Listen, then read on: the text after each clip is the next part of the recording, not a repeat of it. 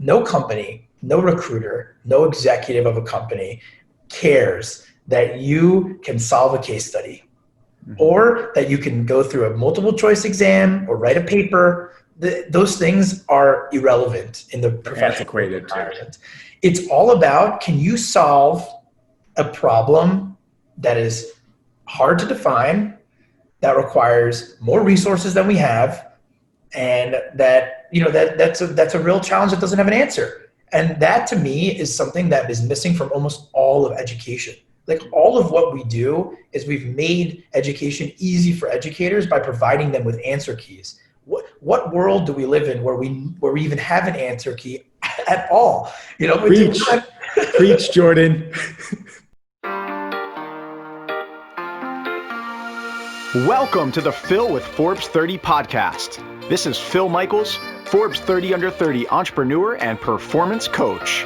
Every year, Forbes names the top 30 entrepreneurs, leaders, and stars in the world. And each week, I bring you one of them to help you level up in your life and business.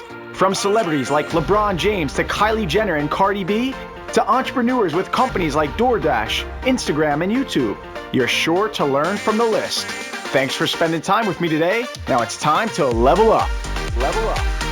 Welcome to Phil with Forbes 30 podcast. Today we have a very special guest, my dear friend, and he started an ed tech company that helps higher ed programs bridge the skills gap for their students through experiential learning. He integrates real companies into the education process through hands-on collaborations that expose learners to new circumstances with real stakeholders, challenges, and outcomes. His company, CapSource, makes experiential learning easy by helping educators match with companies and then design projects based on academic requirements. They have over 200 company partners to providing learning experiences to over 3,000 students at 50 different institutions around the globe, including Fordham University, University of Texas at Dallas, the University of Illinois, and Notre Dame. Outside of work, my dear friend and guest is passionate about cooking, photography, mixology, travel, sailing, tennis, public speaking, and coaching and connecting with fellow entrepreneurs. Please welcome Jordan Levy. Thanks for having me, Phil. It's really great to be with you here today. Very excited to have you here. It's my pleasure. Welcome, Jordan.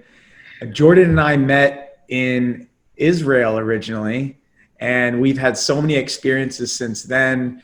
We spent a lot of time together in Boston, stayed at my place. We even went to Amsterdam together at another Forbes event. We not only love Forbes, but we love traveling. So we found a lot to like together. And now we get to meet again. And you're in Arizona. So normally you're based in New York, but right now you're in Arizona. So what was the impetus for you going out into Arizona?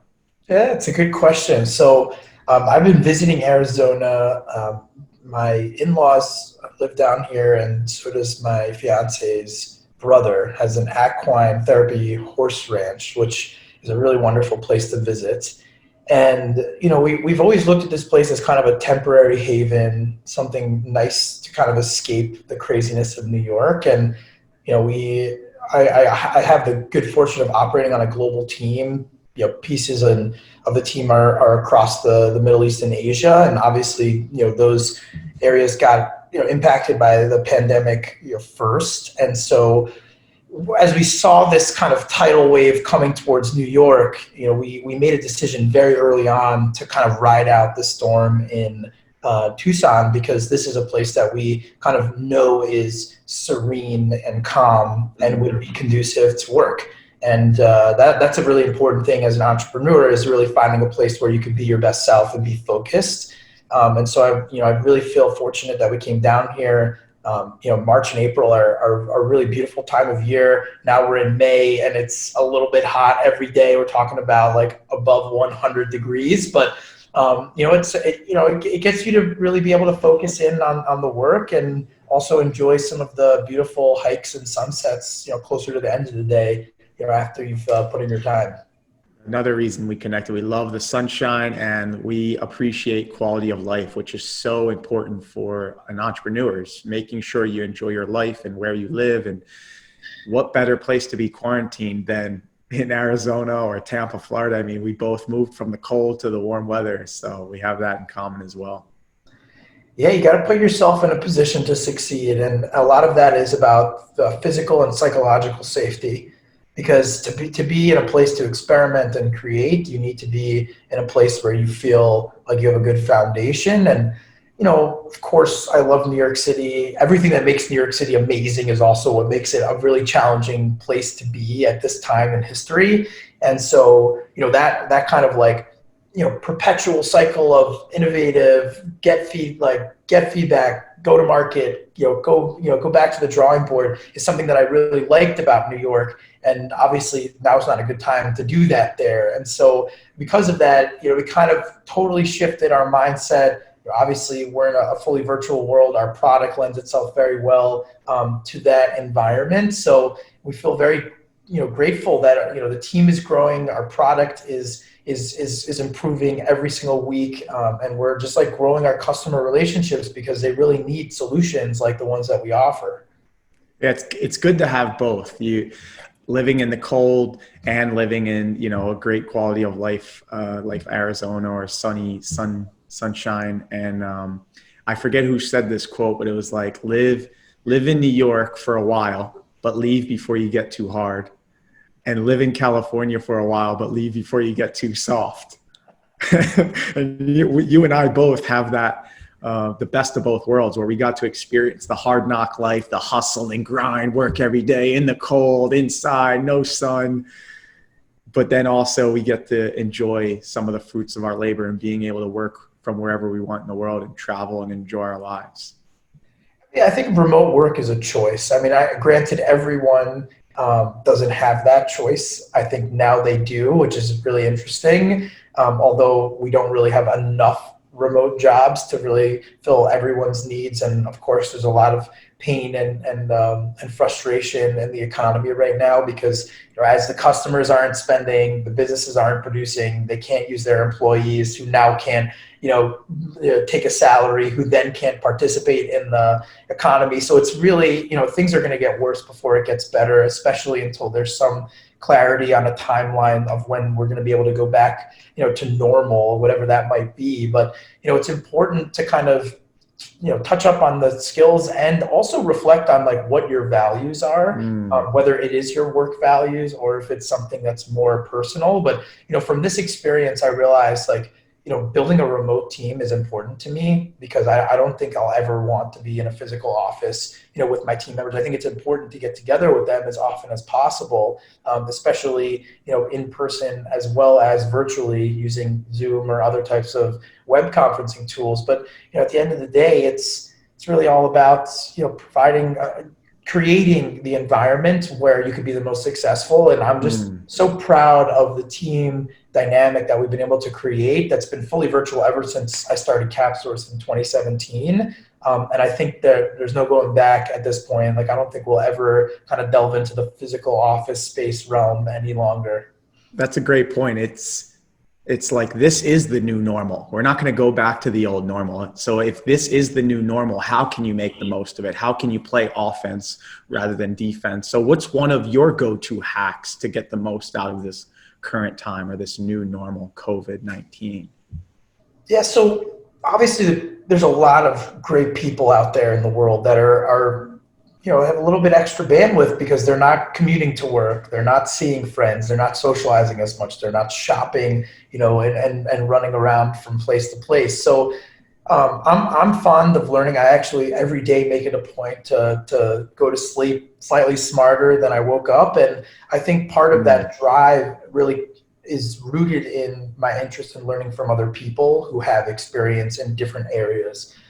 Talking to a great operator about building good process, talking to great entrepreneurs about building great teams, talking to Fortune 500 executives about their corporate responsibility. Like, each of these people has something to share with you that could be of value to your career.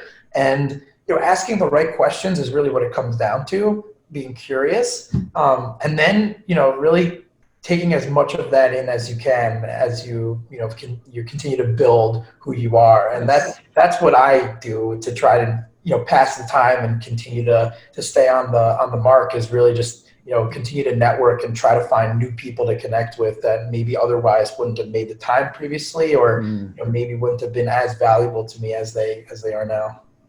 Yeah, and then execute on it. So what's something maybe you've learned most recently?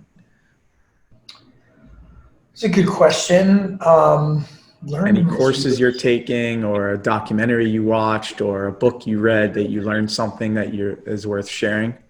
Yeah, I mean, so right now we're in a build mode, and not even build of product, which of course is kind of always important, but build of team. And I feel fortunate that we're in a position to build our team, because most companies are really going the opposite way. And we actually brought in a new team member, senior at the University of Michigan. Obviously, it's such a shame, final, stretch of your 4 years of college kind of stolen from you. Who knows, at this point, even if fall or spring next year will be in person. And, to just see their mentality, glass half full, like, doe-eyed, like, new entrants to the professional work environment. That's what gives me the energy to do what we do and to get excited about, the world that we operate in. I'm always focused on the next gen, what they think, what the tools they're using, what gets them excited. And I think that's very important for companies to continue to stay on the ball. So I've learned from this new team member, her name is Sherry Lee. We brought her in as an operations manager. I've been reinvigorated with how important process is, and not even just developing good process, but memorializing that process, and develop manuals and trainings and references so that when you bring in new team members, they understand what actually has been happening in this function previously, and how can I build on this and improve that. So I think that's something that I've learned, and is really important when you're building a team, to have some idea of culture defined, structure defined, reporting defined, even team and culture, how you build that nuance to your company environment, I think is very important. Yeah, so learning from your team members, I mean, that says a lot about the coaching you've provided and the recruiting that you've done.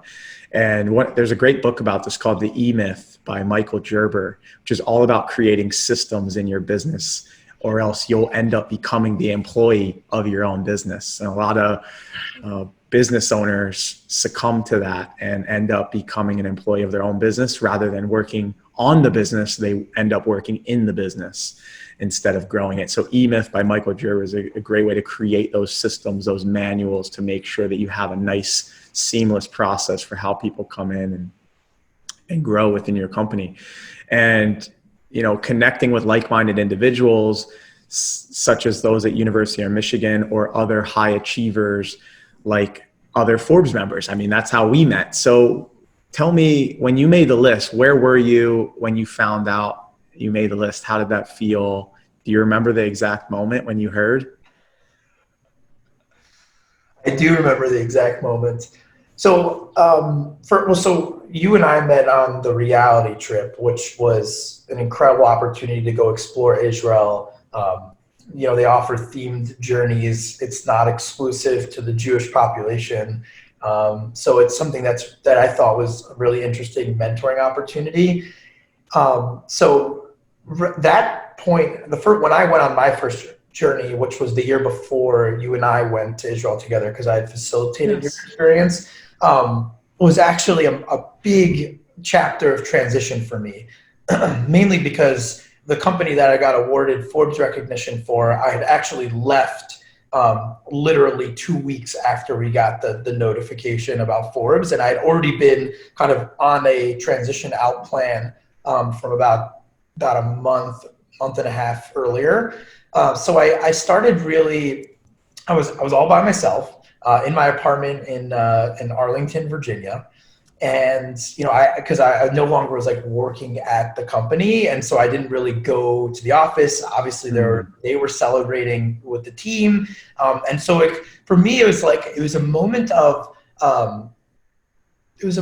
like celebration, and also of deep reflection of like, wow, like what am I going to do now?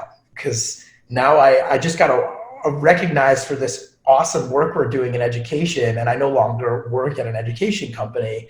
And I didn't really have a clue of what I wanted to do concretely until I went on that journey through Israel. And we were in an environment, at least on my trip was 50 individuals.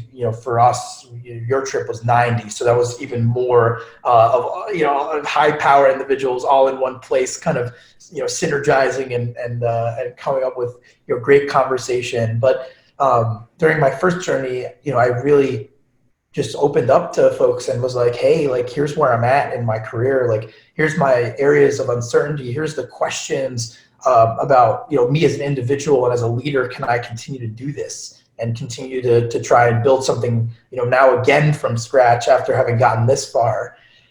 So yeah, I mean, long story short, it was a pretty significant moment in my career. And I think, I really can't thank Forbes enough for the opportunities that I've gotten as a result of the recognition.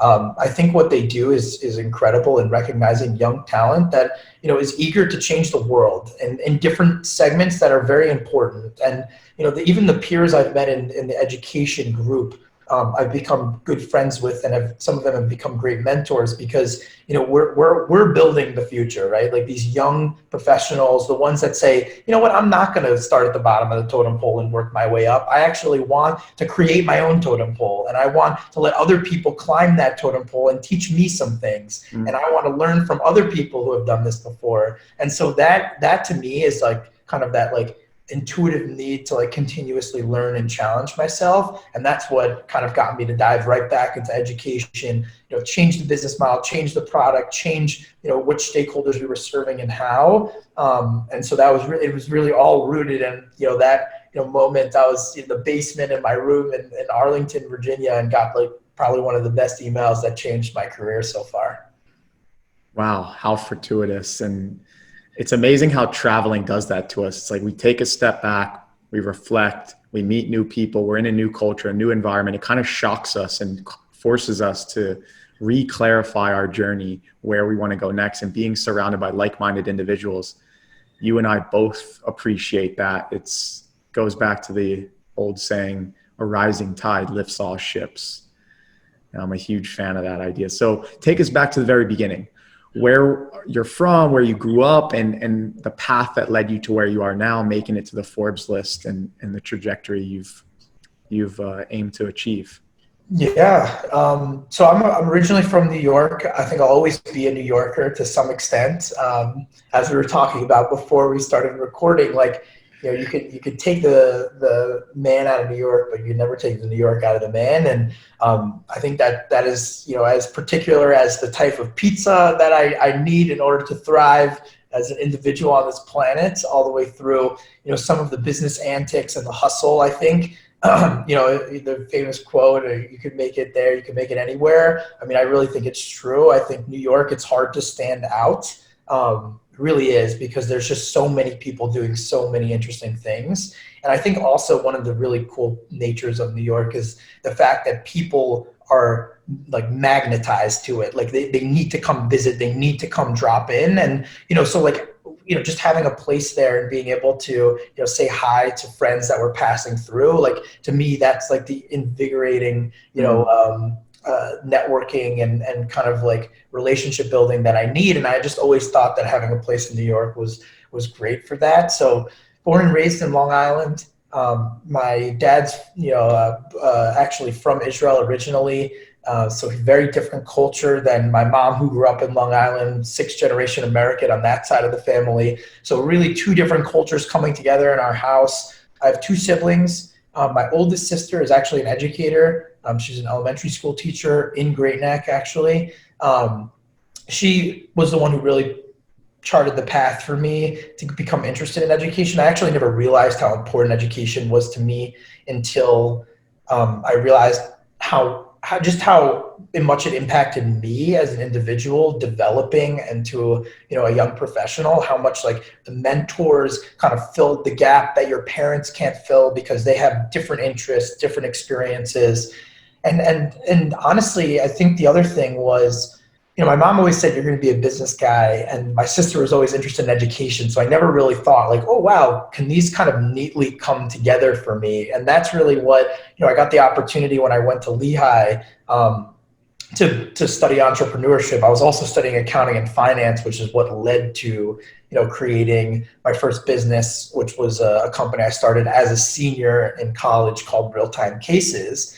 And that experience was probably the most meaningful learning experience for me, going through declaring my major as accounting and finance, having no clue what that professional work environment would be like, earning my way into KPMG as an intern, and then recognizing very quickly that environment, that field, that industry, that was totally not right for me. And it got me really frustrated, but also opportunistic that like maybe there is a better way to expose students to the world while they're still students, rather than waiting until they truck through several $100,000 of education tuition and realize at the end that they never got a chance to really chase that passion, and they were just going through the motions of whatever homework and class work was required of them. So there's a whole story about the journey from, how we created our first product and went to each of our professors to get feedback and ask, hey, why are you using textbooks and not challenges from real companies?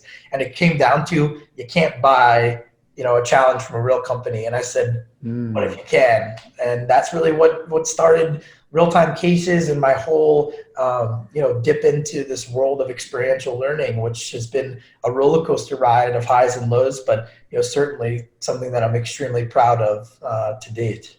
So you saw it from the academic education side firsthand, then you saw it from the KPMG side, business side, and you were like, why can't we close this gap between academia and real life cases, real challenges that you're going to face? Because it seems like a lot of people would argue that there's such a difference between what you're doing in the classroom versus what you're actually going to be doing in real life work in your career.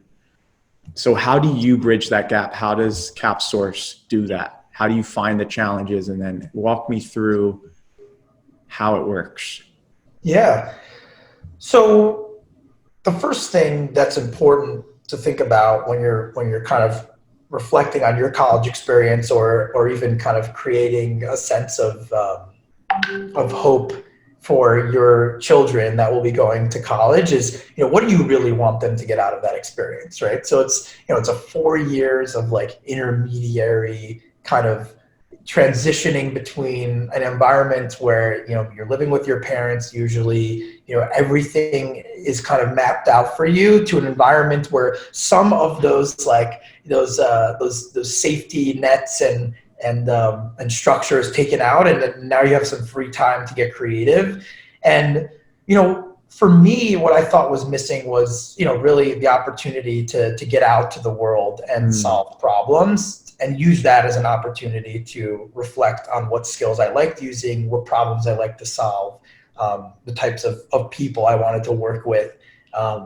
So I think that's really what's the root of experiential learning, is empowering students to be in a position to solve real problems, and really just like exist in the current environment. One of the obviously all entrepreneurs are, start in the sales department, and then they work their way around as, the sales start coming through the door. So, I've probably spoken to thousands of educators at this point. And one of the key like rejections that we always get is, is it really the school's responsibility to train you for your career? And so I always I'm like, if you ask the students that question, I think the answer is like, obviously yes. So why the disparity there? And then the other question is like, the other rejection rather is, if we're trying to train students to solve the problems of tomorrow, why would we want them to work on the problems of today?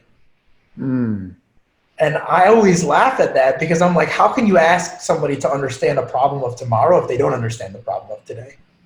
And so that's what we do, is we really go to companies and we ask them for a challenge for the students to work on. That's a problem that they're experiencing today. It might not be a problem, in the nature of like, hey, we're losing money, or we are losing customers and we need help fixing that problem, it might actually be an opportunity where it's like, hey, we're looking to go into a new market or thinking about, a new product, and we want to get feedback from, new and prospective customers, and putting students in a position to talk to, customers, talk to, business leaders about the business model, about the product, about the industry that they operate in, starts to create a constellation of reference. We call them reference-worthy experience, but of just references, right? I understand now when someone says, who are your biggest competitors, what they mean. Like, what is a competitor? Why is it important to know what that is, right, for the company that you're working with? Or what are some of the nuances that go into building products? And so that's, to me, what experiential learning is all about, is really creating a case study, a real up-to-date live case study about a challenge or opportunity that exists within a business environment, asking one of their key leaders to mentor the students, and then ultimately giving the students enough flexibility and freedom to come up with some cool ideas, but enough structure to ensure that they're set up for success. Wow. So they're getting mentoring too, they're getting coaching, and they're getting to apply what they're learning in the classroom in real life for a real company that could potentially add value or provide a benefit for that company. And so you go to the company, you say, here's a challenge. And the challenge isn't just, oh, we're losing money, can you help solve that problem? It's more innovative, like, hey, we're thinking about launching this new market or creating a product line extension. How can you help us do that? So the students getting to see, how do these companies think about innovation or research and development, R&D, and then apply maybe some of the principles or fundamentals they're learning in the classroom, so they're actually effectively applying what they're learning in the class. Yeah, I mean, so one of the things you mentioned that like I always love talking about is like this concept of mentoring, right? Because most cases you build your own mentorship relationships, and it's the word mentor and educator and facilitator are kind of all within the same realm of responsibility of, hey, this is someone knowledgeable that you can go to ask questions.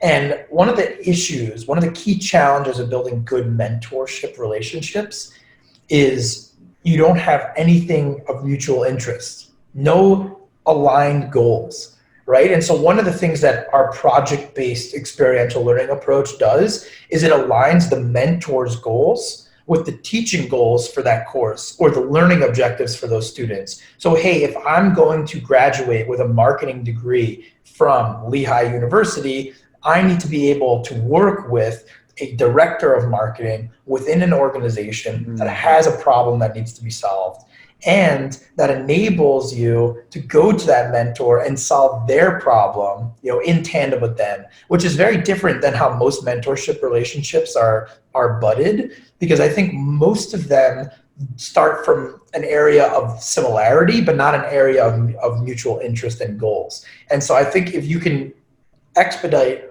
identifying how to get that buy-in from the mentor or buy-in from the mentee and really aligning that as a set of goals, I think that's really what leads to the most powerful learning experiences as you move from one stage of life to the other, and then hopefully these mentors kind of grow with you. So you're aligning the incentives of not only the academic institution, the student, but also the company, and they're all working in tandem together. And it sounds like, from what you're telling me, this is a no-brainer. Every academic institution should be signed up, because your students that go through this program are going to be more well-equipped for the real world than an academic institution or a student that comes from an institution that doesn't have this.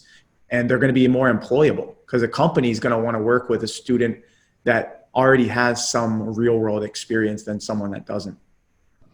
Yeah, so we published this thing called the Experiential Learning Framework. And honestly, this is something I encourage anyone who's building a business to do, is codify what you're doing, whether it's a value proposition or a product philosophy, or just, for us, it's our learning pedagogy. And so, we always talk about the idea of using soft skills like communication, collaboration, critical thinking, creativity, in addition to technical skills, which could be everything from using Microsoft Teams or Slack or Asana or hard skills, right? to develop real outcomes for real stakeholders who can provide real feedback so that you could walk away with, and this is the key part, reference-worthy experience.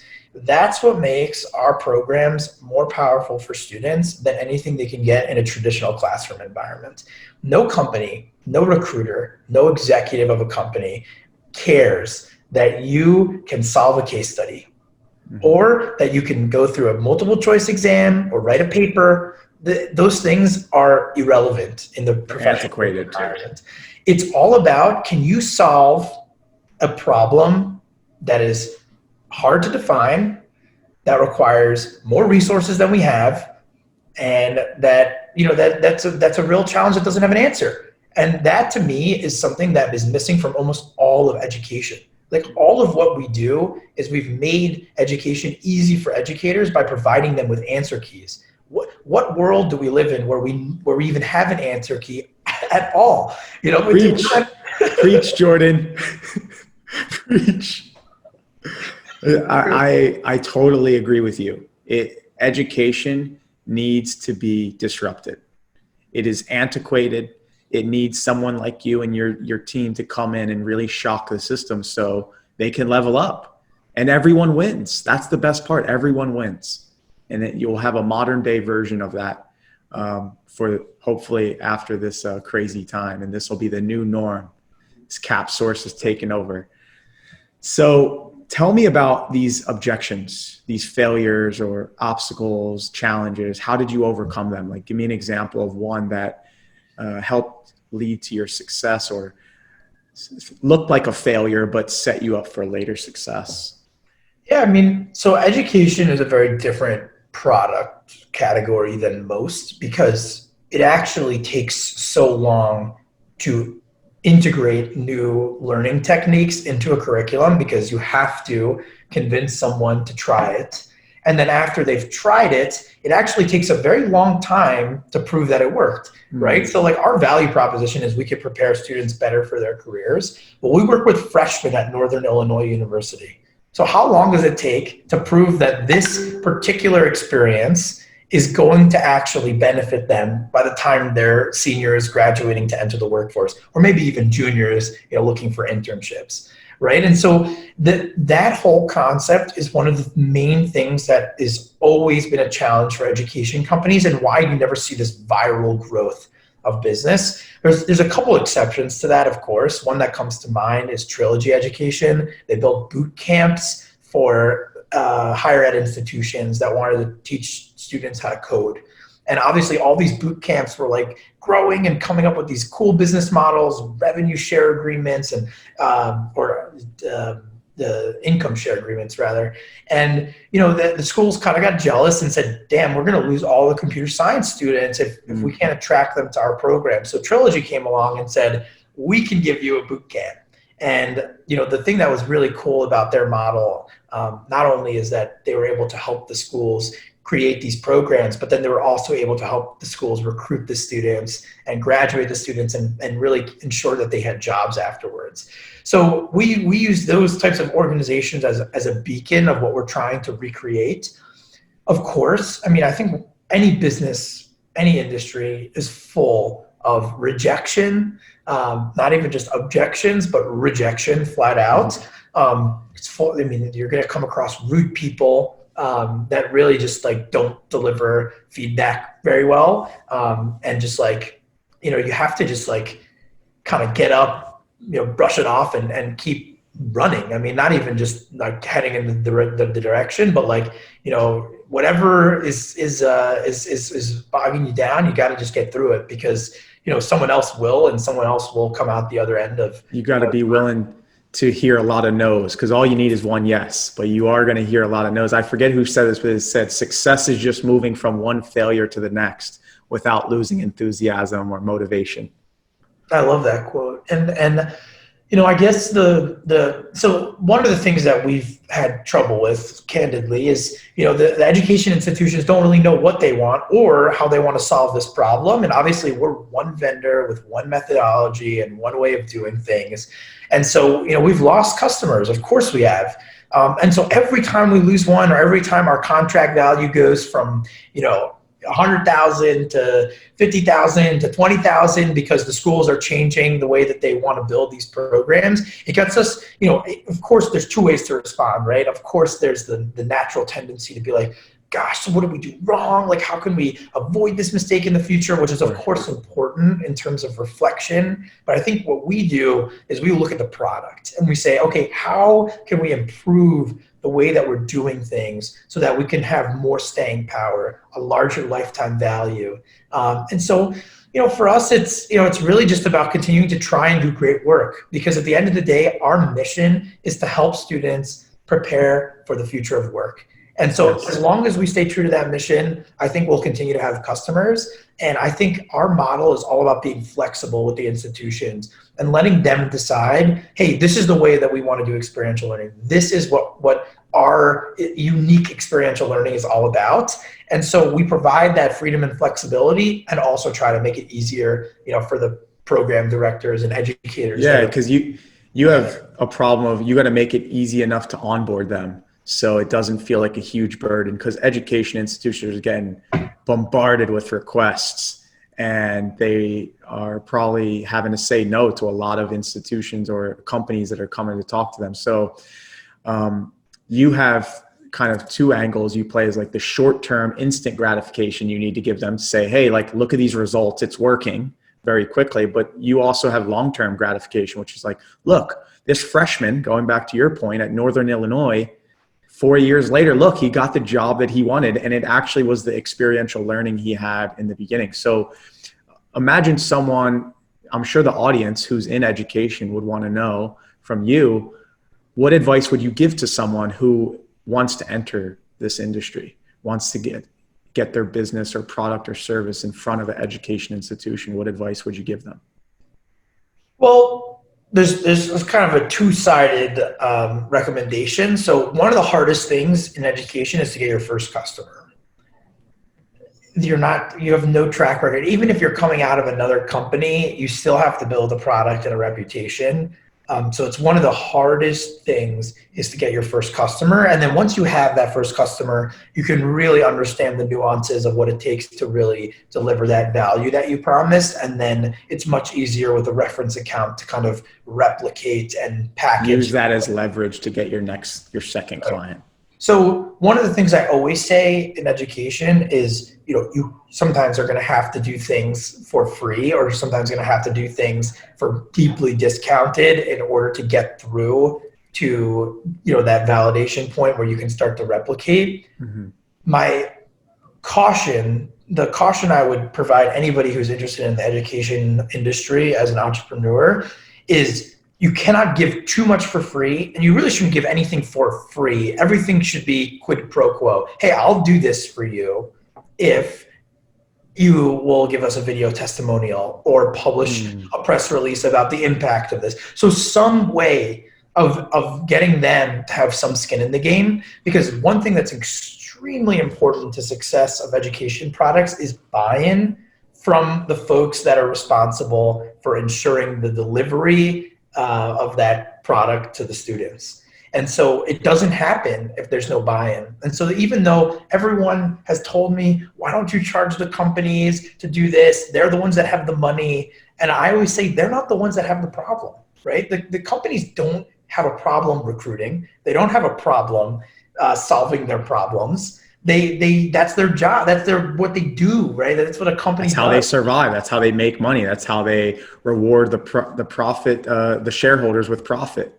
Right. And so even like a lot of people are like, well, you're training and you're helping them, providing talent. And it's like, they have 1,000 ways to do that. Right. Mm-hmm. So the problem that we're solving is that the graduating students from institutions are not qualified to take the jobs. It's actually a very scary statistics published by NACE, which is the National Association for College Employers, that basically says 89% of employers do not strongly believe that students are qualified for day one on the job, which is it's a shocking statistic. And it basically says whatever's coming out of college isn't meeting our expectations, even remotely, right? It's not working. Right. And so therefore, they have to focus more on how they train new talent They're not focusing on how to train anyone who wants to learn about their business or industry. And that's really what we do through CapSource. Is any class that wants to learn about, chatbots, will find a chatbot company and ultimately find a project within that company that the students can work on. But that's not something that the chatbot company is saying, hey, I want students to work on this problem. It's something that the institution needs. And so therefore, we had to identify the institution as the customer. And the last nuance to this piece of advice is you'll always hear everywhere in education, we don't have any money for that. There's money in education. There is. You just have to prove that your product is going to deliver incremental value to the students. It's going to reduce costs to the administration, to how the programs are orchestrated. And ultimately, you have to make them understand that your product is valuable as other resources that they're using at the school. And if they don't see that, then they're not the right customer for you. So a lot of So they got to have skin in the game. They don't give it away for free. I'm a huge believer of that. There needs to be skin in the game. People pay attention to what they pay for. And that might be a value exchange. It doesn't necessarily need to be monetarily, but there needs to be some type of skin in the game. I'm a huge believer in that. And, you need to show that there's a return on investment. There's an incremental value being produced. So whether it's lower attrition rates, lower dropout rates, their students are more employable, more students from high school are attracted to joining that higher ed institution, whatever it may be, you need to show some type of return on investment. That makes sense. So thinking about that hustle of how you go about getting into that industry, what's something scrappy you did to hustle that maybe you couldn't reveal in the very beginning when you're first starting the company because it was so scrappy, but now you can reveal it? Like an example of this is Reddit faked their first 100 users to get their investment from Paul Graham, PG. They named their first 100 users after furniture and video game characters. What's something you did that was scrappy to hustle and get your startup to where it is now? So one of the cool things about this business model, and actually it's why I do this, is like the actual reason what makes me so excited about CapSource and the problem that we're solving. Yes, I love teaching students. I really do. I think it's so much fun to give them real challenges and just like have them first go like that's a lot of work. Like, I don't even know where to start. And then by the end, they learn new tools and techniques, and they're really becoming like, a more well-rounded individual. So that's like certainly something that you have to be obsessed with your customer, even though the educator is the customer for us, the end user is very much the students. But the real reason I'm in this is because I learned so much from executives of businesses that do these projects with our students. And I know that there's stuff to learn from them because they're leaders in their field, right? They've already, made it through the hurdles to become a leader of an organization, whether it's 5 or 5,000 or 50,000 employees. We've had all of those types of organizations work with our students. And so one of the most amazing techniques that I learned from a company called Wedding Wire that I've worked with previously, they're a marketplace. And so what they do is they connect wedding vendors with the folks getting married, similar to the Knot. They're actually the second largest wedding website to the Knot. And they basically have continued to add additional features and functionality to make their ecosystem function. Mm-hmm. So one thing that we did similar to them is they create relationships with these vendors, but they encourage the couple that's getting married to add vendors to the site, even if the vendor itself wasn't on the site. And then they would encourage those vendors to claim their listing, and those vendors are their paid customers. So basically they created a marketplace that enabled like kind of like a Yelp style review on companies that they've worked with. And, we've used a similar technique to try and build up our directory of partners. Is like, educators can suggest adding companies, and we've added companies that have been interested in projects before to show them what, they can create out of it. So, I would hate to say that it's easier to ask for forgiveness than permission, because I think it's very important to be, upfront with all of your users and act with integrity. It's one of our core values. But the truth of the matter is, you got to do what you need to do to get to the next milestone. And you just have to really keep in mind, like, what's reasonable, what's like something that's like okay as like a growth hack. And then, of course, what's, something that maybe isn't, appropriate. And so there's a fine line, and you really need to focus in on how to decide, what is the most appropriate way to move forward. But, I've really learned a lot from other leaders who have done like kind of scrappy things to get those users in the system and just like show, hey, we got some logos, we got some momentum here, which creates more momentum, which adds more logos. So it's something that's smart. Yeah, I mean, I think that's very reasonable. And if you have 1,000 students all asking for, let's say, KPMG to be on your platform and they're not, well, now you have some clout, because now you have these 1,000 students are asking for it. It's not you, CapSource, looking for them. So you're like, KPMG, where are you at? These students want you. Let's get them on board. Or same with the university. So I think that's very smart of you. All right, let's switch gears here to something called the under 30 seconds round. So I'm going to fire off some questions and answer with the first thing that comes to mind. Are you ready? Hit me. All right, Jordan. What is the book you've gifted more often than any other book, and why? Well, there's two. So my two favorite books, The Art of Gathering, Priya Parker. It's about the importance of the people part of gathering and less the physical space or the food or the drinks. So I highly recommend it, everything from business meetings to social gatherings. And then I think the best book ever is Sapiens by Yuval Harari. I don't even need to say anything about it. Great book, Human History. I mean, just understanding how humans came about and where we're headed next. Those are both great recommendations. I love it. And second one, what's one of the best and one of the worst investments you've ever made, and why? Best investment I've ever made has got to be, these education companies. I'm hopeful that, one day it'll all pay off. I can't say for certain, so you'll just have to trust my intuition. And then I think the worst investment I've ever made, although I'm still hopeful about it, I got together with a few friends. We started a company called Fun Fusers, which is basically like novelty essential oils diffusers.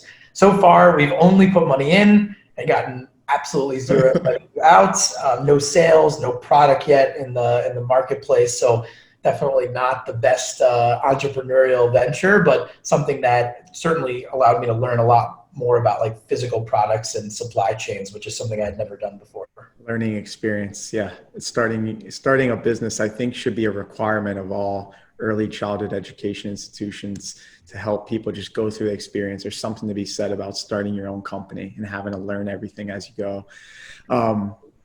Third question, what's one of your guilty pleasures or favorite cheat meals? One thing that Jordan is really great at is being an amazing host and an amazing cook. He is known for this in the Forbes community and the reality community, which is probably why one of the books you recommend more often than any other has to do with an environment of hosting and gathering of people. So what's one of your guilty pleasures or favorite cheat meals? So guilty pleasure. So I definitely love hosting. You're absolutely right. For me, there's no point in having an environment if you're not going to open it to friends. And there's just something innate to my personality that like needs those people to be around and to create an environment where my friends can meet each other and create friendships and relationships, and lots of stuff blossoms from that. And it's just my natural way of being a connector, which is also integral to the business that I'm in. But my favorite thing to make food-wise has got to be tuna tartare. It's so easy, believe it or not, if you can find a fresh cut of tuna. All you need, literally, is some dried ginger, some soy sauce, some sesame oil, and some scallions. That's it. and you just chop up the tuna and just mix it up. No cooking needed. It's so easy. Put it on maybe some avocado spread if you're getting extra creative, but it is so good. And it's so delicious. Dude, scallions are, I think, the most underestimated and undervalued vegetable. They are so good and very rarely used in, I would say, the average Joe's kitchen. Thanks for sharing. I use it. I put them on everything. I believe it. Right before. But you're above average, and you're a super connector and super host, so that's expected of you. All right, number 4, second to last, pretend you won the Peter Thiel Fellowship, and you were going to get money to start a business rather than go to college. Where would you start in starting that business? What was the very first thing you would do? If I had won it before I went to college? If you got the money before you were going to go to college and you were going to get that money to start a business instead of going to college, what's the first thing you would do? I mean, I think the only way to think about entrepreneurial ventures is you have to be obsessed with the change you're trying to make in the world. And so I didn't actually know that education was of interest to me until I went to Lehigh, went through that experience. And I had a great experience. I really did. I think, I learned so much. I became who I am. I met my first team of co-founders from being at Lehigh and plenty of mentors. I'm still involved as a head of an alumni association for the school. So I don't think I would recommend not going to college. I think it's a really tough decision for students to make now that they're going, into freshman year potentially of a virtual year. So I don't know exactly what I would recommend at this juncture, but I think you can create a business in school. I would never recommend not going to school. There's plenty of time in school to come up with ways of making money, whether it's side hustles or real business. I don't think I would have been able to build a real business if I had done that. I think I probably would have built a small side hustle type company in school, kind of simple product. So I think, I'm trying to build an enterprise. It's very different. Low and slow for me, but something that I really think longer term will grow if we continue to do great work. So I know that really is a longer answer than you signed up for, but the best I can do. It was good. And all right, last one. What's something you never knew you needed? An example is a pop socket on the phone. My buddy Jake recommended this, and he's like, try it out for a week, and if you don't like it, take it off. And I can't believe I used an iPhone. How did I use an iPhone before the pop socket? So what's something you never knew you needed? So the only thing that comes to mind, it's a good question, Phil. So I began to pretty much every person where I'm staying at their place, as a house, a thank you for having me gift, rather than giving something that's flowers or chocolate. I buy them a Zen garden, which are these super cheap, you can get them for under $30 on Amazon. It's just a little sandbox that sits on a table, and it comes usually with a rake and a little stencil and some rocks, and you can literally just play in the sand. And I think that there's just something just so childish about it, in a good way, that reminds you of just getting your hands a little dirty. And also it's just so beautiful that you can create something that's temporary, right? And it's you don't have to waste paper and get all these paint and ink or whatever. Zen garden. Tiny little Zen garden. Tiny little Zen garden. All right, I love it. Stress relief. There you go. Yeah. Jordan, thank you so much for being here today, Jordan. Before you go, what's the next big goal, milestone, or bucket list item you want to hit? Where are you going next? Well, so I just got engaged to my beautiful fiance, Andrea. Congratulations. Thank you. I know you know her well, Phil. So I really got lucky on this one. I think that bucket. We always had a dream to be able to travel the world, and I think for the time being that might not be possible just because of some travel limitations. But our goal is actually to move out of New York for at least the indefinite future, starting this fall, and really just hitting the road. Just bought a new car. We just want to go experience the world as much as we can, go exploring, go hiking, go live in, cities that we've never experienced and meet people that we've never thought we would.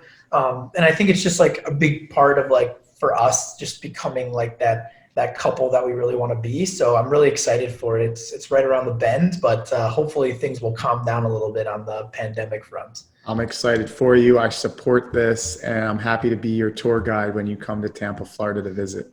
I look forward to it. It's going to be great. It's so exciting. And, I'm very excited to see you guys. And seriously, thanks for the opportunity to be a part of this, this community that you're building. And I think that we're very lucky to be a part of, such a powerful young professionals community that can bring us together. And, it just continues to give us treats that enable us to just be better at growing as young professionals. So I'm excited that it brought us together, and I look forward to even more ways for us to grow alongside each other.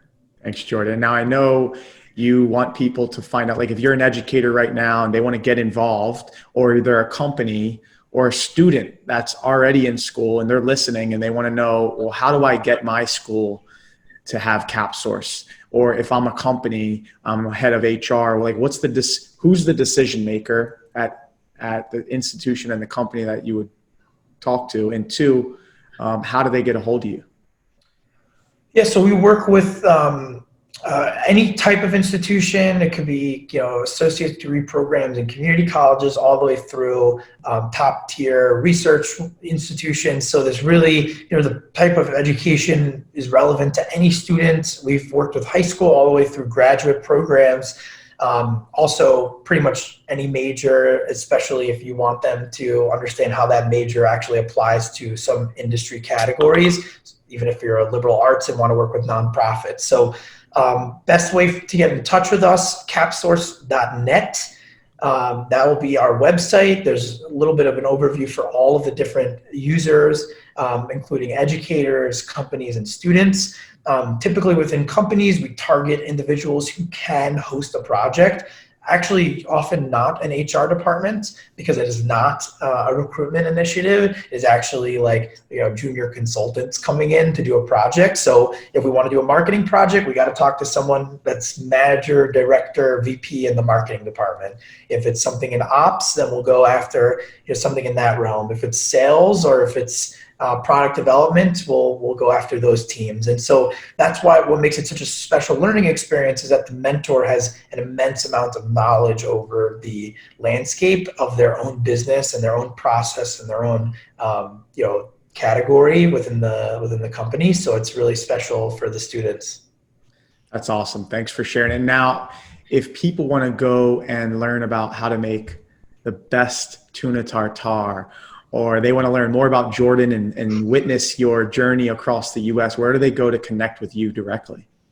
Where's the best place listeners can go? Yeah, I'm a huge LinkedIn fan. We use it a lot in order to expand the CapSource network. So you can find me if you just type Jordan Levy into LinkedIn. Still working my way up to be the first one that shows up, but I got a couple other powerful Jordan Levys to compete with. So I would say, shoot me a note. You also can literally book 30 minutes with me on our website at any point. There's a button that says schedule demo. It goes right to Calendly, which is an amazing tool that shows you my availability. Grab 30 minutes, always web conference. Can't stress that enough. It's very important. Have your camera on even when they don't. You're trying to be the best version of yourself, and you got to show your face in order to do that. Even if it's not your prettiest day, it's very important to building new relationships. So I highly recommend, just having a standard web conference link and being as available as you can be, especially if you're an entrepreneur. That face-to-face interaction is even more important now that everyone's quarantined. So great. Please go connect with Jordan Levy and help him move up the ranks on LinkedIn so he becomes the first that is listed at the top. Thank you, ladies and gentlemen, for being here today. We learned about how to make the best tuna tartare, how to break into the education institution industry, growth hacking your way to get customers on your marketplace. I hope this episode helped you as much as it helped me. Have an amazing day, and thank you so much, Jordan. Thank you, Phil. This was really a lot of fun, and I wish you the best of luck with this. I think you're an incredible interviewer, and I think your viewers and listeners will really have a great time, learning from the folks that you bring on. Thanks, Jordan. Talk soon. You too, Bye. buddy. Thanks for joining us today. I hope this episode helped you as much as it helped me. Who do you think would benefit from hearing it? You can make an impact on their life by sharing it now. Before you go, I encourage you to tell us your favorite part of the episode in the review section. Now it's time to level up. Level up.